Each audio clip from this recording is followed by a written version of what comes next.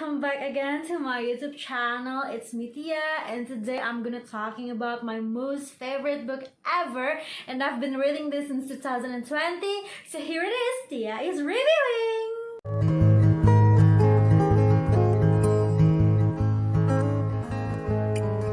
Aku pengen cerita dulu gimana sih buku ini mengimpact atau memberikan efek ke hidup aku, ke daily life aku, karena ini bener-bener something yang sangat-sangat lit banget dan everyone tuh kayaknya harus tahu sama buku ini. Yang aku lihat dari teman-teman aku, kayaknya anak muda Indonesia tuh perlu banget buat baca buku yang satu ini.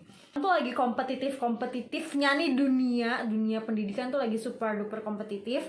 Terus kita kadang suka ngeluh, kok kayaknya gue nggak pinter ya, kok kayaknya gue nih segini-segini aja ya gitu. Sebenarnya ada satu penulis namanya Phil Dobson, dia udah menuliskan dan menerbitkan suatu karya yang kayaknya tuh bakal luar biasa banget kalau bisa dibaca sama temen-temen yang lagi duduk di bangku SMA maupun kuliah nih kayak aku sekarang, dimana dunia kuliah itu super duper kompetitif dan aku menghadapi banyak banget orang-orang yang kayaknya tuh ambisius banget. Gini, kesuksesan itu awalnya bukan kesuksesan, kayak keberhasilan yang kita harapkan itu awalnya itu dari mindset, dari otak kita. Terus gimana sih cara supaya kita tuh bisa nyeting otak kita jadi sedemikian rupa sehingga apapun yang kita keluarkan itu menjadi jauh lebih baik. Mulai dari itu presentasi, public speaking, terus abis itu pembuatan keputusan dengan baik, itu pasti akan kita bisa lihat bahwa itu tuh jauh lebih baik daripada kita sebelumnya, kayak gitu. Terus bukunya apa sih? Nah, ini dia bukunya udah di hadapan aku dan aku akan tunjukin ke teman-teman semua. By the way, ini adalah rahasia aku gimana sih Tia itu bisa public speaking, terus habis itu Tia itu bisa mengerjakan tugas dengan baik dan mengatur waktu dengan baik. The Brain Book, How to Think and Work Smarter, written by Phil Dobson. Wow, this is elite guys. Nih aku buka bukunya. Jadi buku ini aku beli itu di periplus.com atau di Tokopedia, Shopee. It's actually available there dengan harga $14,95 or $15, $15. I don't know, $15 dalam rupiah tuh berapa, kayak 150.000. Alright, di sini aku akan tunjukin kayak tiap part yang paling aku highlight dalam hal ini, yaitu adalah improving brain fitness. Ingat, untuk menemukan sesuatu yang bagus, untuk menciptakan mindset yang oke, untuk menciptakan keputusan yang baik, yang harus diolah dulu adalah otaknya. Kita bisa nyeting otak kita. If you wanted to know about that, dan itu adalah sesuatu yang sangat amazing. Aku juga baru tahu kalau ternyata otak itu tuh bisa disetting loh. Itu kayak kaget banget gak sih? Oh my god. Alright, so jadi dalam bukunya ini si Phil Dobson itu menuliskan bahwa neuron di otak itu tuh dapat bekerja dengan baik jika kita memberikan nutrisi. Jadi cara improving brain fitness itu ada yang namanya model. Modelnya itu namanya SENSE, SENSE. SENSE itu adalah stress, exercise, nutrition, sleep, and last but not least is experience. Jadi sebenarnya impactnya apa sih, satu persatu aku akan tunjukin ke kalian. Aku akan ceritain deh intinya kayak gitu. Dari kita stres ini dalam artian bukan stres yang gimana-gimana ya, tapi stres itu adalah tekanan. Tekanan yang diterima otak kita itu tuh dapat melatih brain kita dalam menyelesaikan suatu masalah. Dan itu adalah hal yang baik dalam praktiknya nanti di dunia nyata. Kadang tuh kita suka kayak beyond our expectation, beyond our experience, dan itu tuh membuat otak kita tuh menjadi stres.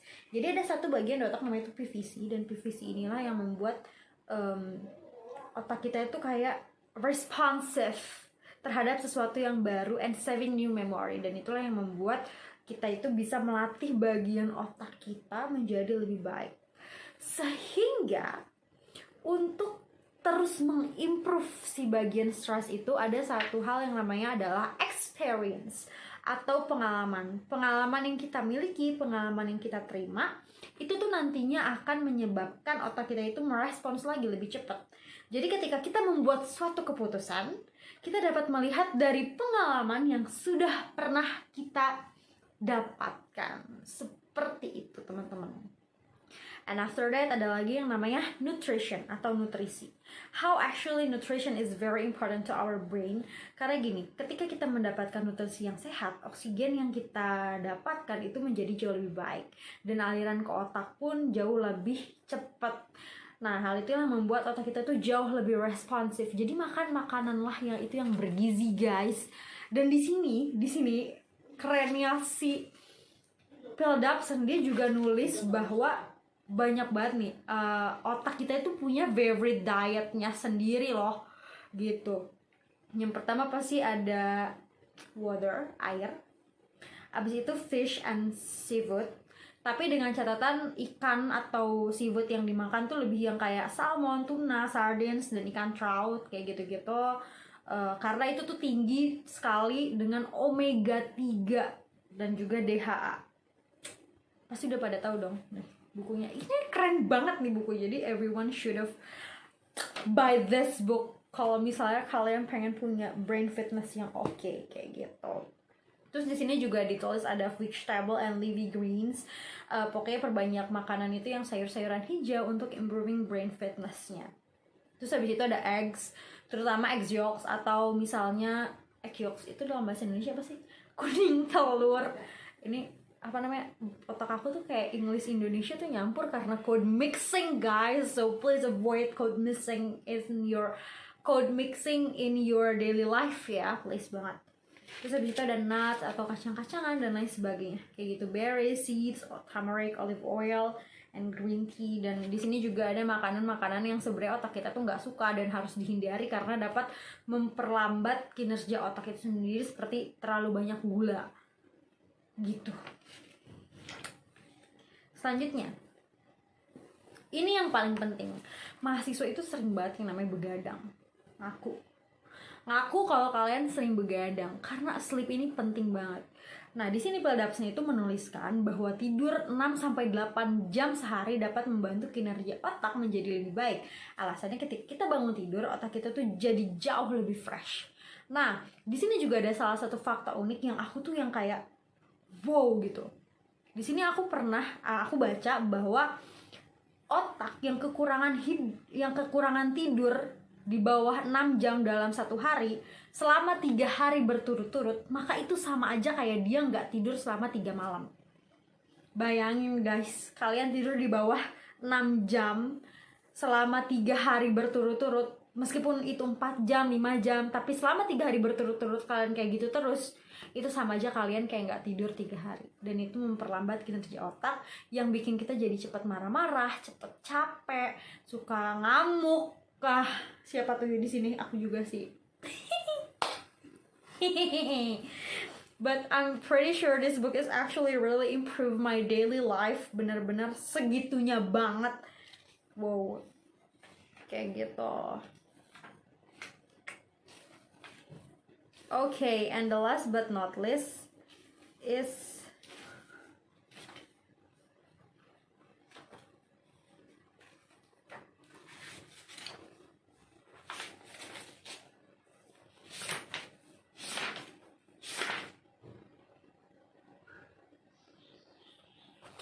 dan yang terakhir adalah exercise atau latihan. Latihan kayak apa sih yang otak kita mau? Gini loh, aku itu sering banget ngelatih otak aku dengan cara aku taruh beberapa barang random kayak di sana, pokoknya di sudut-sudut di bagian kamar aku, terus aku merem.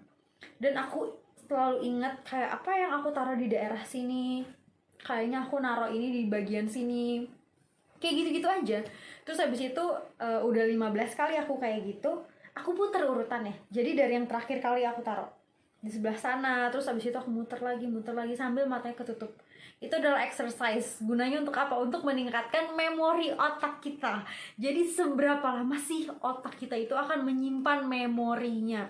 Karena memori itu tuh dibagi menjadi 2. Yang pertama adalah short term memory dan juga ada long term memory. Nah, kalau long term memory ini tuh dia lebih dipengaruhi oleh experience sendiri gitu. Sedangkan kalau short term, nah itu biasanya kayak sekelebat aja tuh, kita tidak melakukannya, kita hanya mendengar, melihat. Nah itu short term memory. Jadi kadang kita tuh suka lupa the other time, kayak gitu. Sebenarnya banyak banget sih impact yang aku dapetin dari si bukunya Phil Dobson The Brain Book ini, dan kayaknya aku harus rekomendasiin ke teman-teman bahwa buku The Brain Book by Phil Dobson ini bagus banget, dan menurut aku it is very worth the price. Teman-teman tahu dengan tinta apa buku ini ditulis?